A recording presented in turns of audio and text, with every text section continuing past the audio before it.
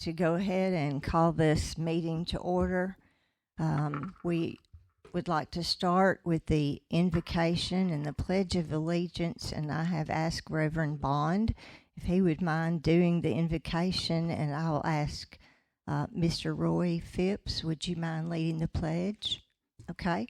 I'd ask you all to please stand.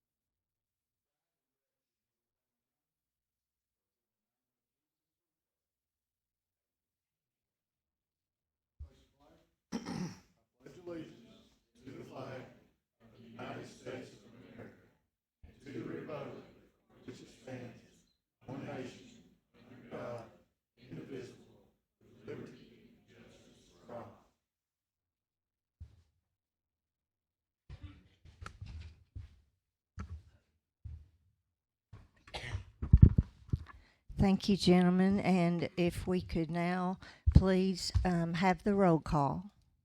Honorable Mayor Fowler. Here. Honorable Councilman Bilbrey. Here. Honorable Councilman Graves. Here. Honorable Councilwoman Hawkins. Here. Honorable Vice Mayor Hill. Here.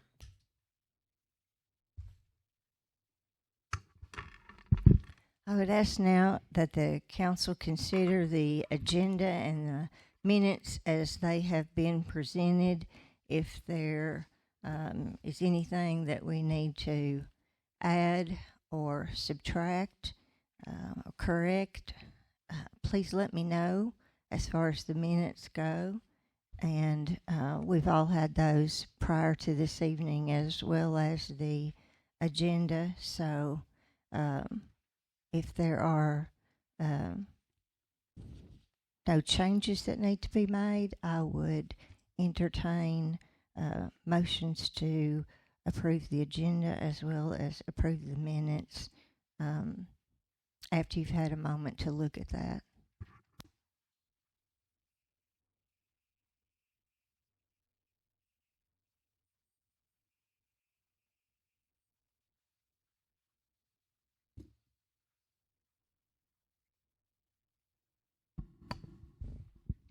I'll make the motion to approve the agenda and minutes. Okay. Thank you, Mr. Hill. Second. Thank you, Ms. Hawkins. So we have a motion to approve the agenda, so we'll now need to vote on that, Ms. Flatt. So if you'd call the roll. Mayor Fowler. Yes.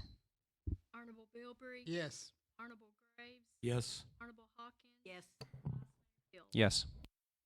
Now, as far as the second item, the approval of the minutes of the council meeting on January 10th,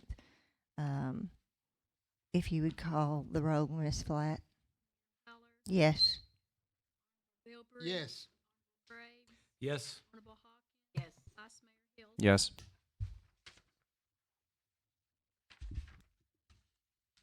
Under new business, we have consider approval to suspend the reading of Ordinance 697-23, Resolution 349-23, Ordinance 351-23.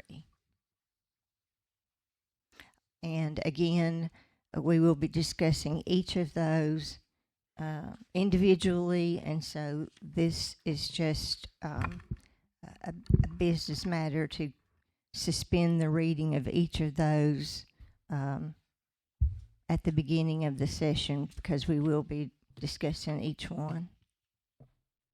Do I have a motion? Second. Ms. Flatt? Mayor Fowler, Yes. Honorable Bilberry, Yes. Honorable Graves, Yes. Honorable Hawkins, Yes. Vice Mayor Hill. Yes. Under item number 4, we have that first ordinance, which is to consider approval amending the fiscal year budget of 22-23, which was passed by ordinance 684-22. That is a first ordinance or first reading tonight, so that it will take 2 readings, and the next reading will also require a public hearing. And this is to do with the ARP monies that we have received, and it would increase our general fund revenue by $529,000, and then it would increase our general fund expense for $529, which is actually a net zero change. But this is the money that we have budgeted to be used for Big Mac Drive. And so actually it's just a money in, a money out, and it needs to be passed for to keep the financial records straight and the budget straight. So I would entertain a motion that changes be made to the fiscal year budget as follows. That ordinance number 684-22 is amended, as I said, to increase the general fund revenue $529,000 and to increase the general fund expense for $529,000. I'll make the motion. Motion's been made by Second. Mr. Bilberry and seconded by Mr. Graves. Any discussion? I'll call for a vote. Ms. Flatt? Mayor Fowler, Yes. Honorable Bilberry, Yes. Honorable Graves, Yes. Honorable Hawkins, Yes. Vice Mayor Hill. Yes. Number 5. Approval of the increase for the new trash truck in the amount of $8,500 to a total purchase price of $457, $806.34 through Sourcewell. This is having to do with expense for the chassis to the vehicle that we had previously ordered, and there has been an expense of an additional $8,500 per the chassis, and so Autocar has passed that increase onto the city, and we now need to know whether to go forward with this. Do we wait on this and worry that it's going to go up even more, or do we go ahead and confirm our order and up it the $8,500? Are any questions?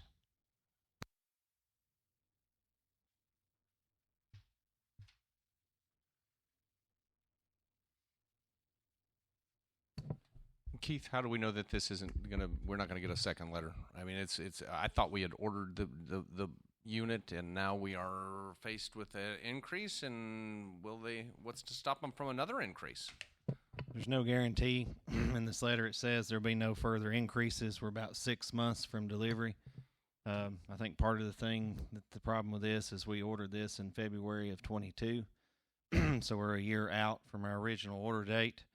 At this point, if we drop this and start over, I'm afraid we're back to a couple of years without a truck, and we need the truck. Mr. Hogan's running the route the best he can with what we've got.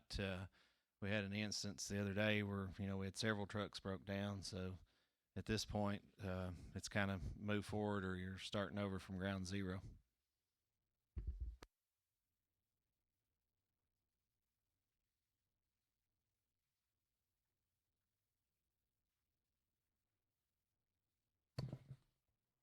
I just have to say, when we bought it, though, we locked in a rate, right? We went to them and whatever it was, whether it was a purchase order or a formalized contract, and I'm sure there's probably some wiggle room somewhere in there.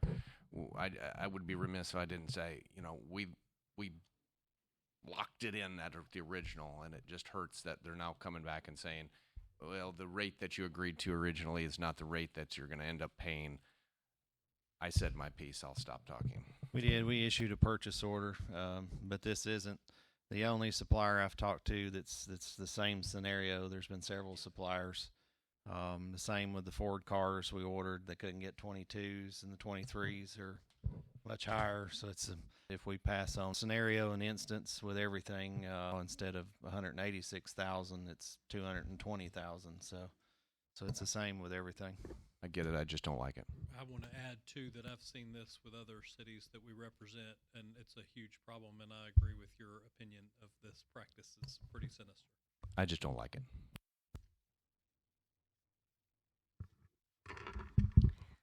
Well, we understand the word locked in to mean something other than what these people think locked in means. So, yes. I'll make the motion to approve the increase of $8,500 for total purchase price $457,806. And I will be happy to second that. Well, I'm not happy, but yes, I will second that. So, Ms. Flatt. Mayor Fowler, Yes. Bill Briggs. Yes. Graves. Yes. Hawkins. Yes. Vice Mayor Hill. Yes. Begrudgingly.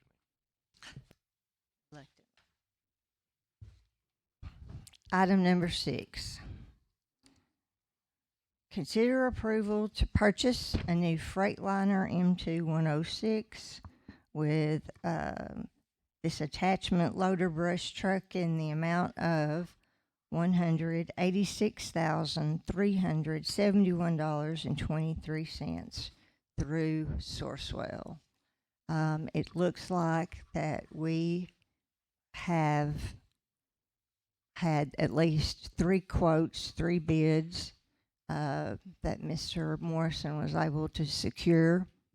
And instead of having to actually order one and wait a year or a year and a half for it to arrive, if you'll look at the quote from Stringfellow, my notes indicate that this is on their lot and is ready to go.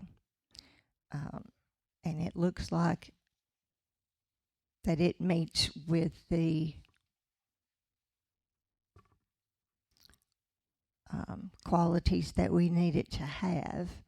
Is there any significant difference other than the price, Mr. Morrison? Just price and availability. I think this truck just happened to be one that someone had ordered, and they canceled the order, and I just happened to catch it on the day it arrived on the lot. So I did call the other 2. The Mack truck is available on the lot currently at McMahon with a price of $207,000. CMI has trucks coming in April, May, and June, and you can see that starting price is $213,000. They had some other options that were even higher. And I did ask on this one, if we were to decide not to take this one and order another one, what would the price be? And it will be over $200,000 in the $220,000 range. This is a 2024 Freightliner chassis, according to the notes. So this is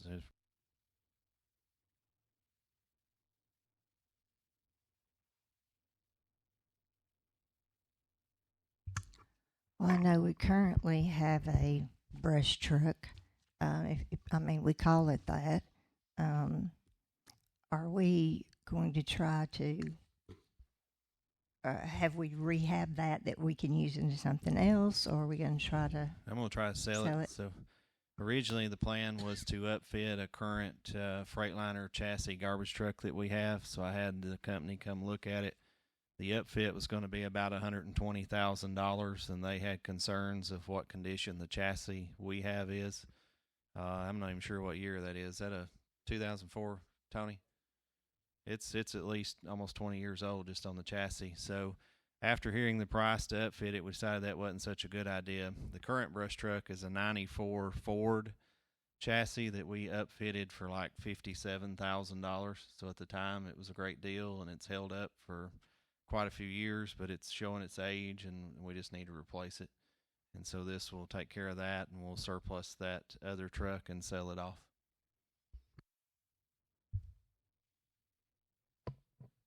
We budget for this. We budgeted $100,000, but I also had another $180,000 in there for another truck that we're going to abandon and use that funding to pay for this. So we're just switching out plans, and the money is there. We're just switching out which truck we're using it on. Which truck are we abandoning? We were going to try to get a dual axle dump truck, and we've just decided to let that go. We have 3 single axle trucks that are working, so we need the brush truck more than we need a tandem axle dump truck.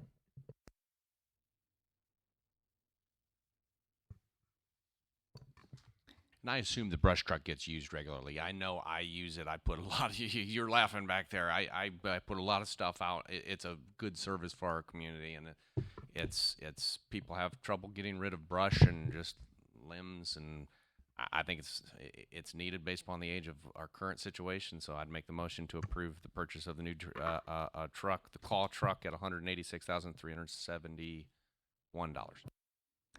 And that would be through the Stringfellow quote, if I can add that on. And we have a motion. Do we have a second? Second.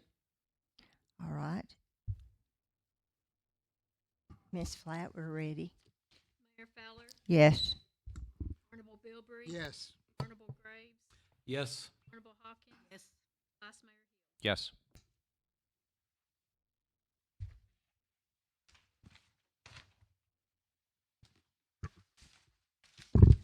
Item number 7 is to consider approval to surplus the attached list of items, which is dated February 2023. Brush truck. Those items include decked box for a Dodge truck, 3 handheld radars, 1 Mitel phone system with phones, and 1 portable air conditioner.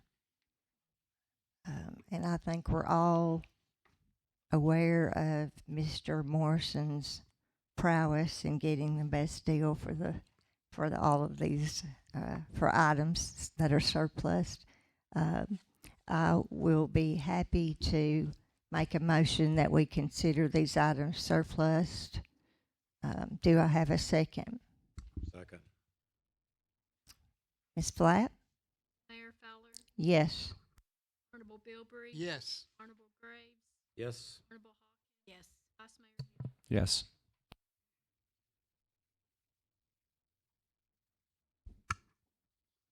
Item number 8 is to consider approval of Resolution 349-23 to provide an updated occupational safety and health program plan.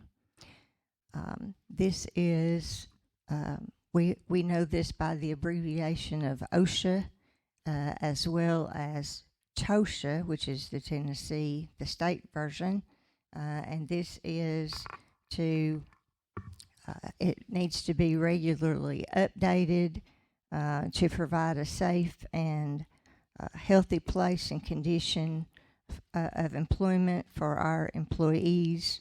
And it is time for such a revision to update our safety and health regulations.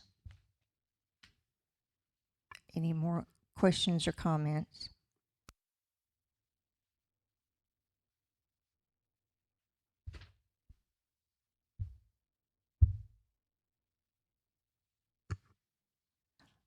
All right, hearing none, I consider a motion to approve this resolution.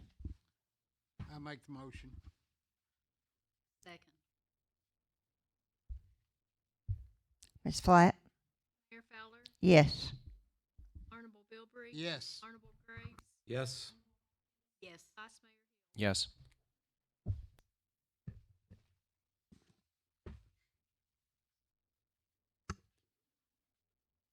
Item number 9, Resolution 350-23. This is to consider approval for a loan resolution authorizing the incurrence of indebtedness. This would be to fund certain sewer system projects, and this would be in an amount not to exceed $2,300,000. I know. But with this resolution and longer would have to deal scheduled with a bond service. This will be item number 9, and it will also pertain to item number 10. Mr. Morrison may want to explain in further detail why we want to do this. So this will be exchanging out the sewer project from USDA to the bond fund. This will give us more control over the project and less delay having to go through USDA to get things done. It'd also give us more control in the field to make things happen that need to be done and get it finished quicker. So this will just ease up the process and make it easier for us. We'll also shorten the loan terms from 40 years to 25 years so that we can clean this up faster. We originally were going to fund about $600,000 through the USDA. We can cut that back to about $300,000 with this, or we can continue to fund the $600,000. It's completely up to us. This does still allow for the option after 5 years that we can pay it off early and be done with it. So we still do have the option to pay off early. And this, I think, will be a much more efficient way for us to operate and make the project go much quicker.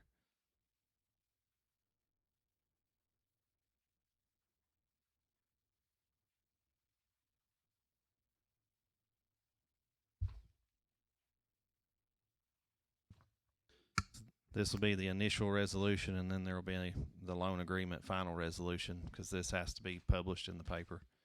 So all of this will happen simultaneous.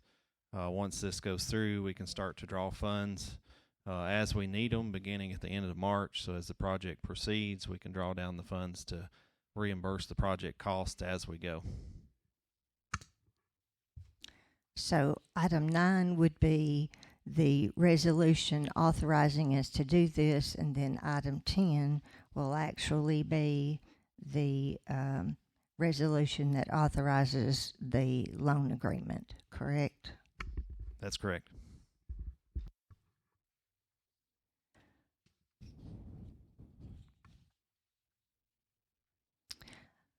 I'm going to make the motion that we go ahead and approve Resolution 350-23.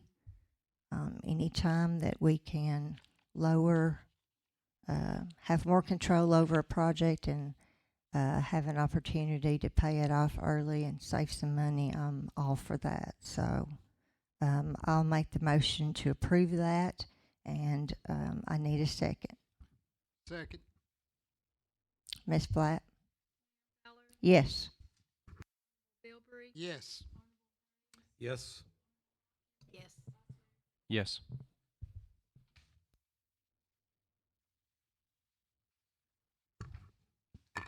Item 10, as we just discussed, goes along actually with 51. Item 9 is us to enter into the loan agreement.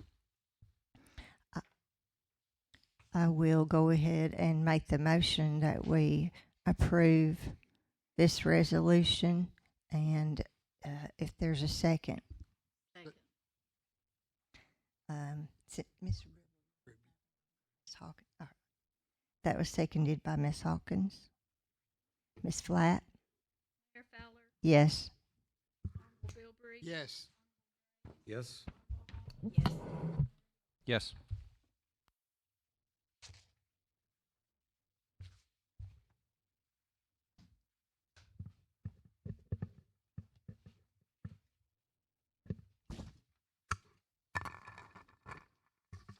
Item 11, which is consider approval to award a request for qualifications to the firm that we want to use if we decide to do that for tennis court remodel. We have the criteria in front of us. It looks like we had 3 people to submit what they could do this for. We have Stantec, Wold AE, I'm not sure. Okay, Wold A. And then we have Reagan Smith. I know Wold A has done some work for, I think, Tennessee Tech. Reagan Smith has done work for the rail trail. And as they have been scored, Wold A came in first, Reagan Smith number 2, and Stantec number 3. Did you want to say anything about this, Mr. Phipps?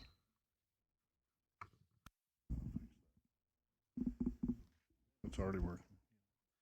Well, as you said, Wold A came in at number 1 and Reagan Smith came in at number 2.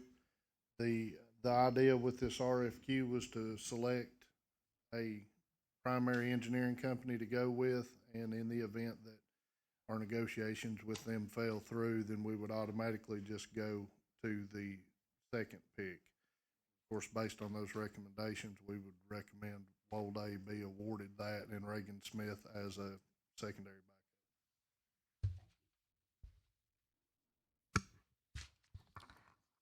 Council have any questions?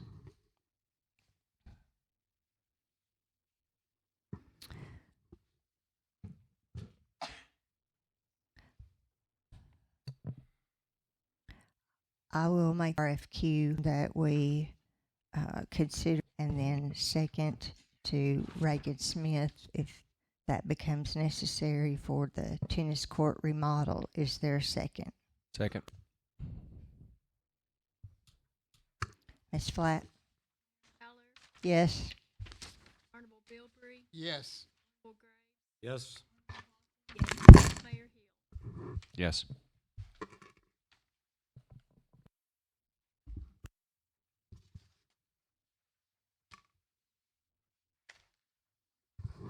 Item 12, consider approval to increase funding to the rails and trails in the amount of $1,274. As you may or may not know, every year the rail trail or they decide how much money they're going to need for that, and then I think it's divided actually by 3.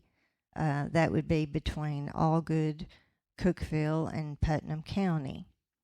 And this year, their budgeting purposes, it's gone up, and so they have in their funding, the 1/3 of this increase amounts to $1,274, and I think that is the part that they're asking us to pick up, along with, I'm sure, the other entities to the agreement.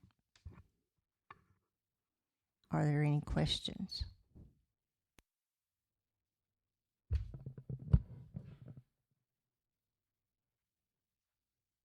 So it's 1/3 of the 1274, or is it is our increase going up by 1274? I'm sorry, I don't. The 1/3 is 1274. Okay.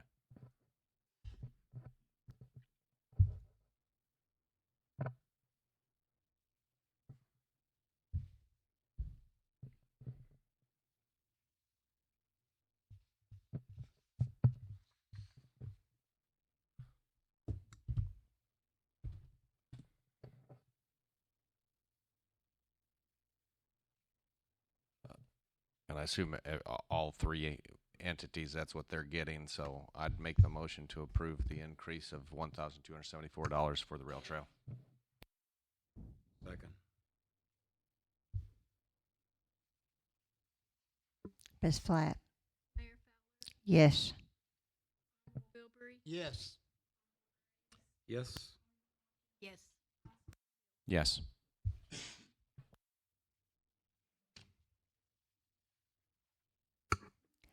Item number 13. With your approval to award a fence for, to finish the fence over at the shop. We had one bidder, and that was Stubbs Construction Services. The base bid was $36,610, but if we add on the gate, which would, of course, it would be an electronic gate control that would significantly help with keeping up with people who have access to that area. As I understand it, during the day, without this gate control, the fence is left open and anyone can go in, and we certainly don't want anyone to have an accident over there or to take something that perhaps doesn't belong to them. Of course, it is $7,000 more if we add on the gate. So if we do the gate, it looks like it's $43,610, if my math is right. Okay, thank you. Are there any questions or comments from the council? I guess I'm in favor of the fencing because of the reasons that were given for restricting access. I don't think we need to add $7,000 for an electronic gate. I think people can get in and out of their vehicles and close and open the gate, but at least that's my opinion and what it's worth. So I'm sort of in favor of the $36,610 base on this.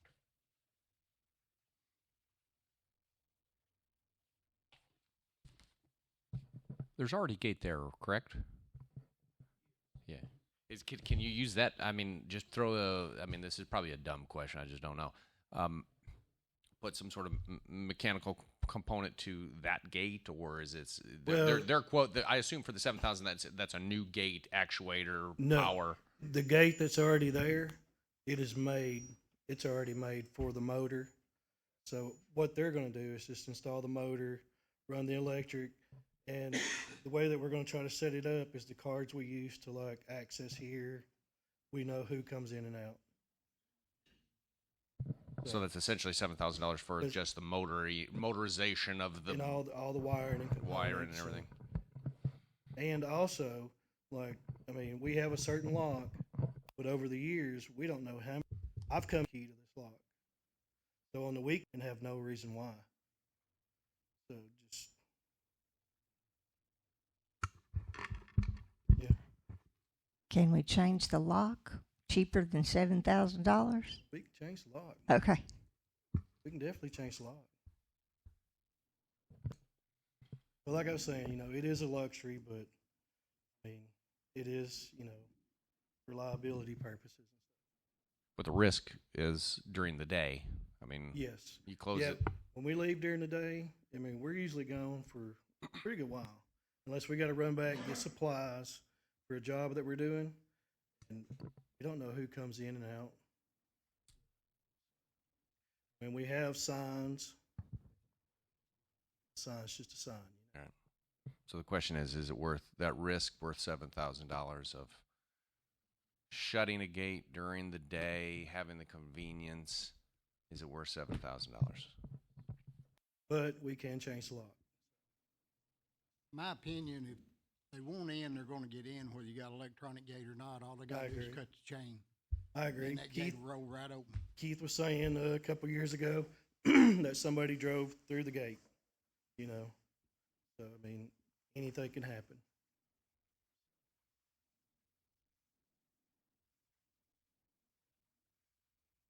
I'm with Ron. I'm more inclined to go with 36-610.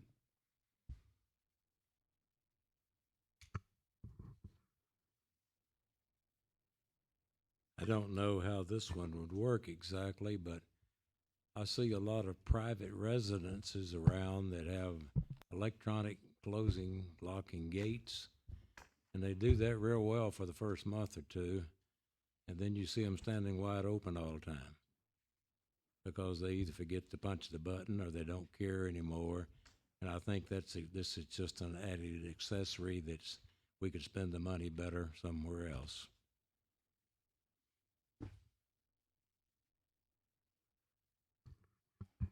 I might, for the benefit of our guests this evening, state that this is going to be a pretty lean year, and we are starting to look at the budget process, and where we can save $1 or $2, we are trying to think along those lines so that we can apply it to something else that perhaps is more needed. And, you know, if we come up with an extra $7,000, you know, maybe we want to go and have this changed. But it is a nice luxury, but right now we're looking at necessities and not luxuries.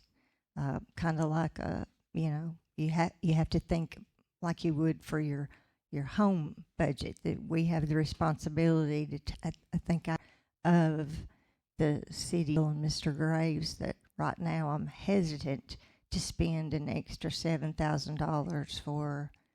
I do see the benefit, but I just don't know that we can, in good conscience, do that right now. Any further comments? I mean, I hate to point out the other side of the coin is that we've got some, you know, we want to protect the assets of the community as well, but it's a weighing game, and I'm kind of with them as this feels like a want versus a need. Well, I mean, we've been locking the gate for years. I mean, Sure. it's not going to change anything, but I mean, we can change the lock. Like I said, I mean, we come in sometimes Monday, gates open. We don't know why. Do we have cameras on that gate? We have a camera Can we look to see facing why? like the new shed up top, but our camera system it's almost outdated. It needs to be updated. You can barely see the pictures. It's an old system.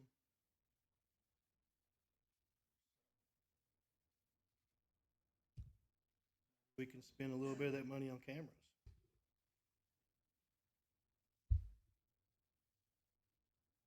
That's perhaps something that we could look at a later time.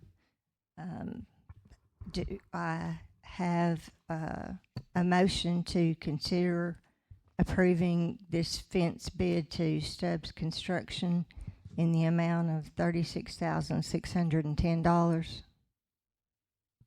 So moved. Do I have a second? Ms. Flatt? Mayor Fowler, Yes. Bilbrey, Yes. Graves, Yes. Honorable Hawkins, yes, Vice Mayor Hill. Yes. Item number 14, consider approval of Blankenship CPA Group for the fiscal year 23 audit. They are who we use currently, and I think they have several local clients, and if Mr. Morrison wants to tell us if he's had any problems working with them or if they seem to be on top of things. They've been really good to work with. They're working on finalizing it now. They did have a change this year to where the state is requiring them to convert all of our numbers to a uniform chart of accounts. So they're completing that now. They do work for Cookeville. They work for a couple of other cities not too far off, and I think there's some other cities close to us considering changing to them as well.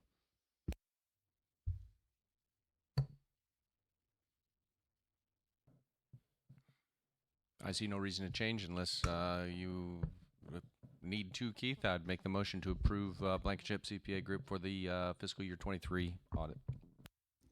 I'll be happy to second that. Ms. Flatt? Yes? Bilbrey? Yes.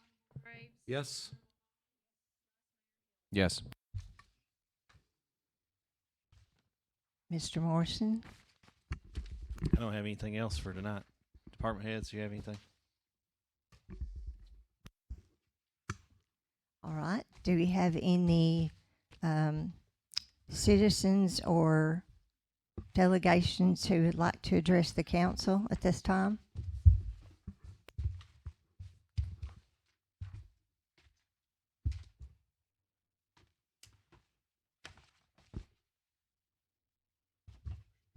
All right. Not hearing anything, then I would make a motion that we adjourn. Somebody second that? Second. Thank you.